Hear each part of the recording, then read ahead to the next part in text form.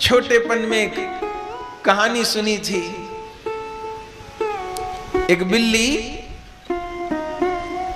विदेश गई। कैसे गई ये मत पूछिएगा, गई बस विदेश में।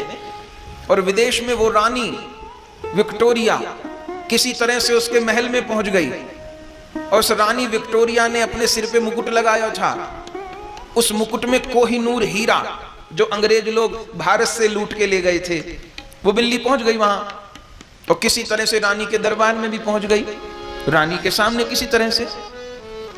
फिर जिसके संग गई होगी वो लौट के आ गया हिंदुस्तान। फिर उस बिल्ली के मिलने वाले आए, क्योंकि वो बिल्ली फॉरेन रिटर्न हो चुकी थी।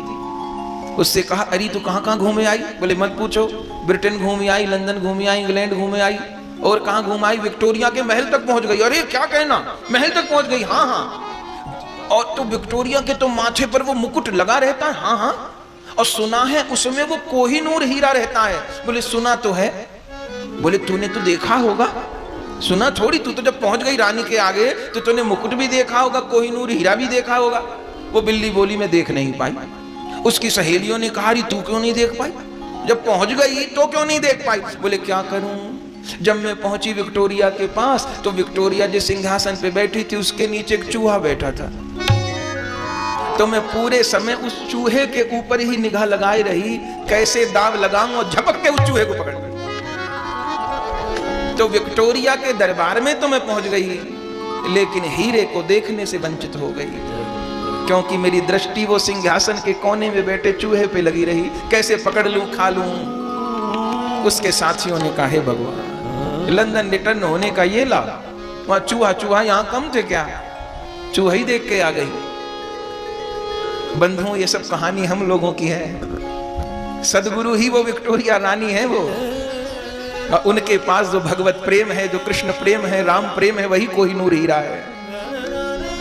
और हम ही वो आकर 4,84,000, भगवान समझा रहे हैं, आकर 4,84,000 जोनि भ्रमत यह जीव अविनाशी। इस 84 लाख योनियों में पता नहीं क्या क्या बने हुए। वो कबहू करुणा कर नर दे, देत ईस बिनु हेत सनी, नर्तन भव बारिद कह बेरो, सन्मुख मरुत अनुग्रह मेरो, कर्णधार सदगुरु दृढ़ नावा, दुर्लभ साध सुलभ करी पावा।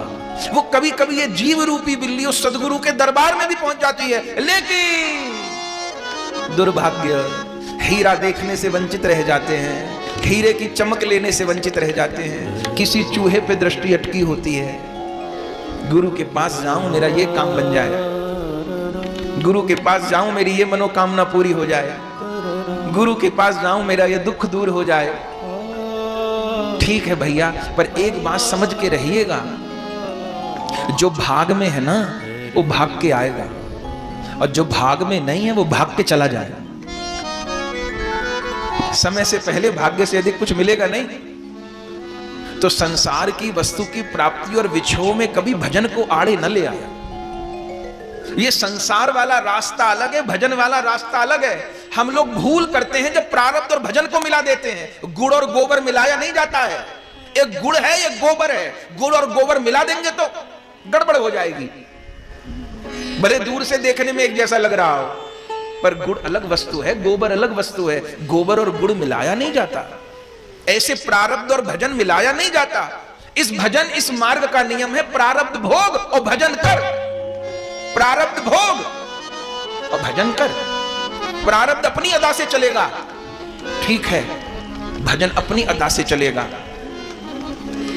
प्रारब्ध भी भोगना पड़ेगा और भजन भी करना पड़ेगा।